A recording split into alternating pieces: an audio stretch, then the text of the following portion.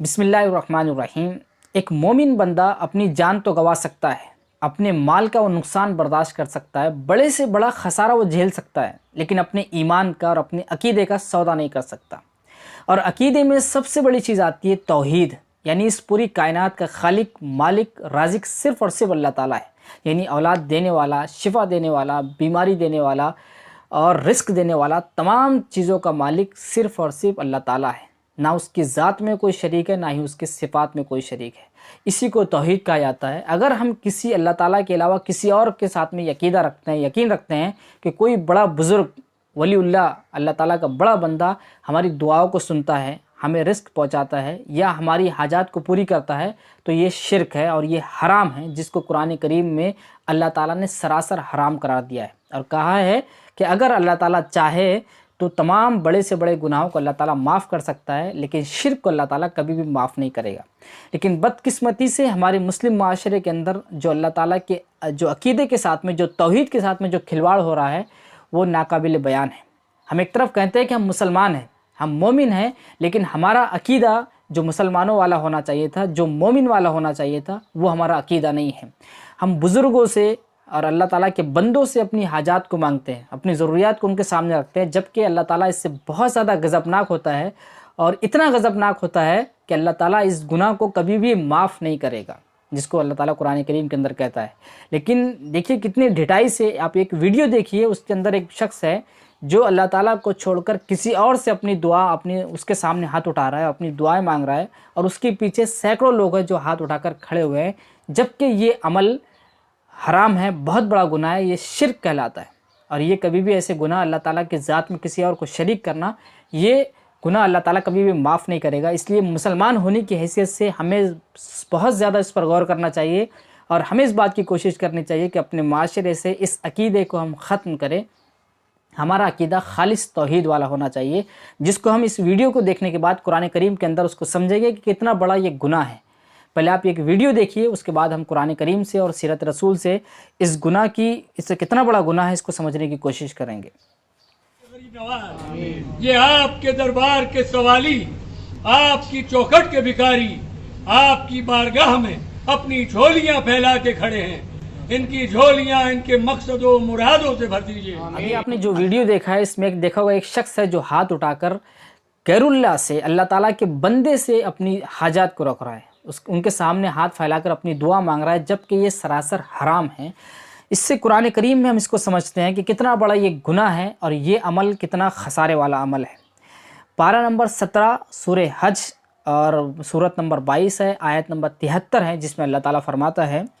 औज़ु बिल्लाहि मिनश शैतानिर रजीम, बिस्मिल्लाहिर रहमानिर रहीम, या अय्युहन नासु ज़ुरिबा मसलुन फस्तमिउ लहू। ऐ लोगों, एक मिसाल बयान की जा रही है, उससे कान लगाकर सुनो, गौर से सुनो। इन्नल लज़ीना तदऊना मिन दूनिल्लाहि, यकीनन तुम लोग अल्लाह ताला के अलावा जिसको पुकारते हो, लयख्लुकू ज़ुबाबन,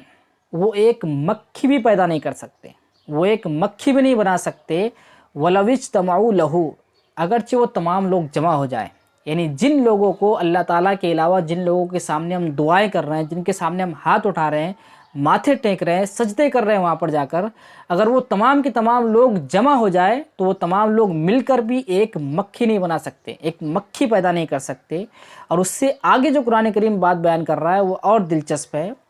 वयस्लुबहुमुज़्ज़ुबाबु शैया, और अगर कोई मक्खी कोई चीज़ इनके पास से छीन कर ले जाए तो ला यस्तनकिज़ूहु मिन्हु, तो वो उसे छुड़ा भी नहीं सकते। अगर कोई मक्खी कोई चीज़ छीन कर ले जाए तो वो इस बात पर भी कादिर नहीं है कि वो उनसे अपने सामान को, अपनी चीज़ को छुड़ा सके। ज़ौफ़त तालिब वल मतलूब, मांगने वाला भी कमज़ोर है और जिससे मांगा जा रहा है वो भी कमज़ोर है। यानी जो शख्स मांग रहा है वो इंतहाई कमज़ोर हो गया, इसलिए कि अल्लाह ताला की ज़ात को, उसकी हस्ती को छोड़कर किसी और से मांग रहा है, और जिससे मांगा जा रहा है वो तो बेचारा अपने अंदर, अपने उसके हाल उसके सामने है। यानी उसे तो खबर ही नहीं कि मेरे साथ में ज़मीन वाले लोग, मेरे साथ में दुनिया में लोग क्या कर रहे हैं। वो तो इंतहाई कमज़ोर है, वो तो अल्लाह ताला की रहमत का, उसकी शफ़क़त का मोहताज है। वो हमारी दुआ, हमारे हाजात को और दुआओं को क्या सुनेगा। तो इंतहाई कमज़ोर है, जो मांग रहा है वो भी कमज़ोर है, जिससे मांगा जा रहा है वो भी कमज़ोर है। उसके बाद फिर دوسری جگہ قرآن کریم میں اللہ تعالیٰ ارشاد فرماتا ہے، پارہ نمبر 22 سورہ فاطر اور سورت نمبر 35 آیت نمبر 13 اور 14، والذین تدعون من دونہ، اور وہ لوگ اور تم لوگ اللہ تعالیٰ کو علاوہ جس کو پکارتے ہو، ما یملکون من قطمیر، وہ ایک قطمیر کے گٹھلی، کھجور کے گٹھلی کے چھلکے کے بھی مالک نہیں ہے۔ جن لوگوں کو تم اللہ تعالیٰ کے علاوہ پکار رہے ہو،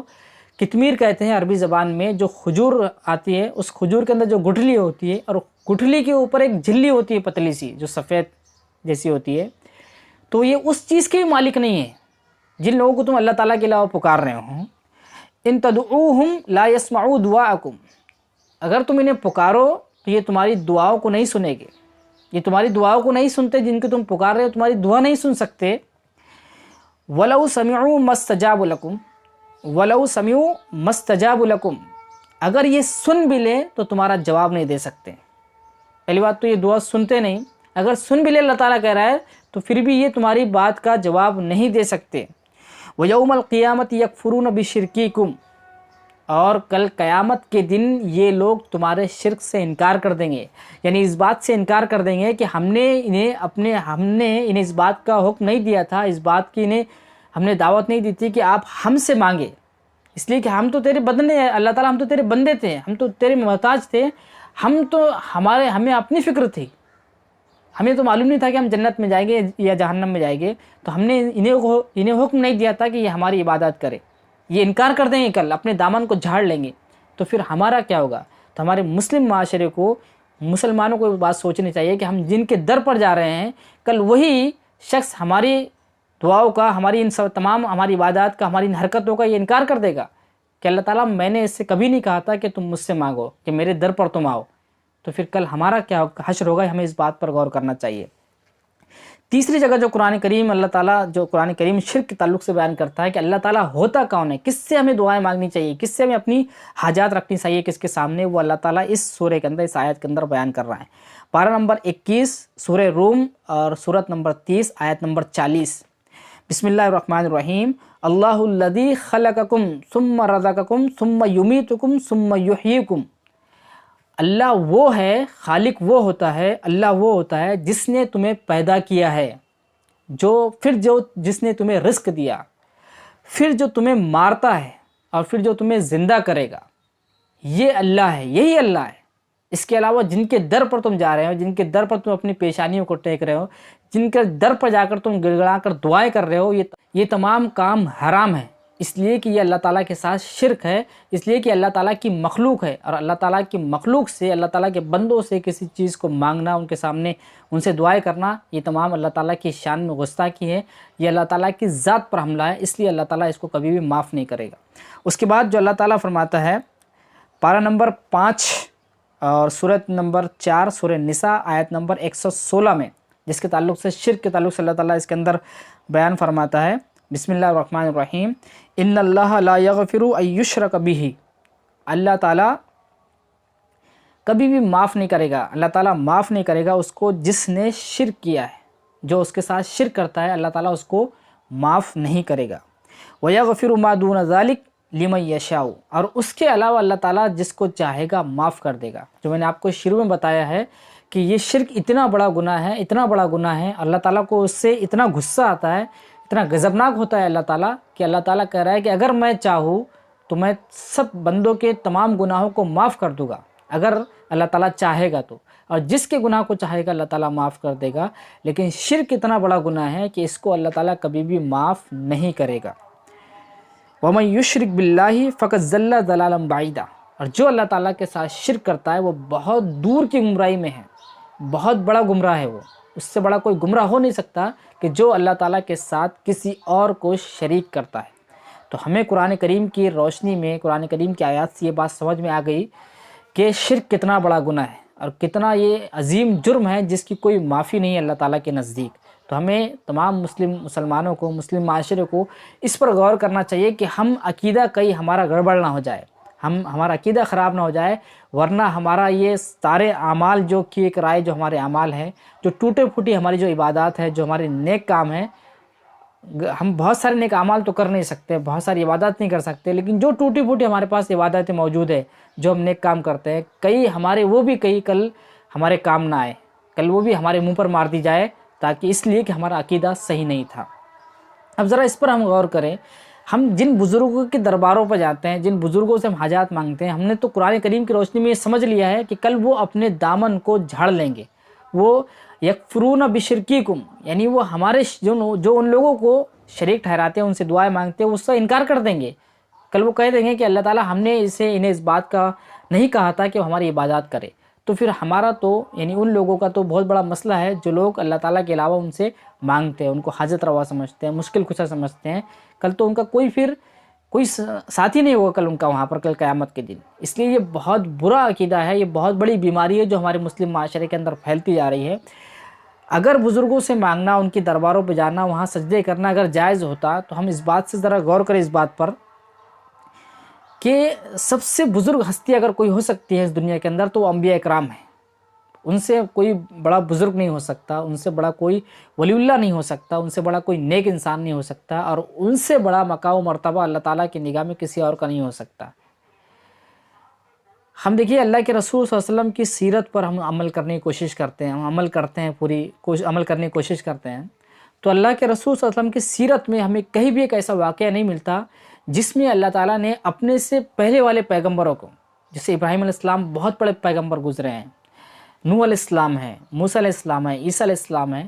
اللہ کے رسول صلی اللہ علیہ وسلم ان میں سے کسی کے بھی درگاہ پر نہیں گئے، کسی کی مزار پر نہیں گئے، کسی کے مزار پر جا کر اللہ کے رسول نے ہاتھ نہیں اٹھائے، کسی کے مزار پر جا کر اللہ کے رسول نے سجدہ نہیں کیا۔ جب اتنے بڑے بزرگ جو اللہ کے رسول صلی اللہ علیہ وسلم سے پہلے موجود تھے، جو گزرے ہیں انبیاء کرام، تو اللہ کے رسول کی سیرت میں ہمیں کہیں بھی نہیں ملتا صلی اللہ علیہ وسلم کہ اللہ کے رسول صلی اللہ علیہ وسلم نے کسی پیغمبر کی قبر پر جا کر اپنے ہاتھ اٹھائے ہو، وہاں پر سجدہ کیا ہو، ان سے دعائیں مانگی ہو۔ پھر اللہ کے رسول صلی اللہ علیہ وسلم کی زندگی میں جب اللہ کے رسول صلی اللہ علیہ وسلم اس دنیا سے چلے گئے تو اس کے بعد صحابہ اکرام کی زندگی کے ہم اندر دیکھتے ہیں کہ ہم صحابہ اکرام کی زندگی کے اندر بھی ایسا کوئی واقعہ نہیں ملتا جس میں صحابہ اکرام نے اللہ کے رسول صلی اللہ علیہ وسلم کی قبر پر گئے ہو، ان کے سامنے ہاتھ اٹھائے قبر پر، وہاں ان سے دعائیں مانگی ہو، ان سے اپنی حاجتیں مانگی ہو۔ کوئی ایسا ایک واقعہ بھی ہمیں نہیں ملتا پوری سیرت کے اندر، پوری تاریخ کے اندر۔ تو پھر اللہ کے رسول صلی اللہ علیہ وسلم سے بڑھ کر کوئی بہت بڑا بزرگ اور کون ہو سکتا ہے؟ کوئی نہیں ہو سکتا۔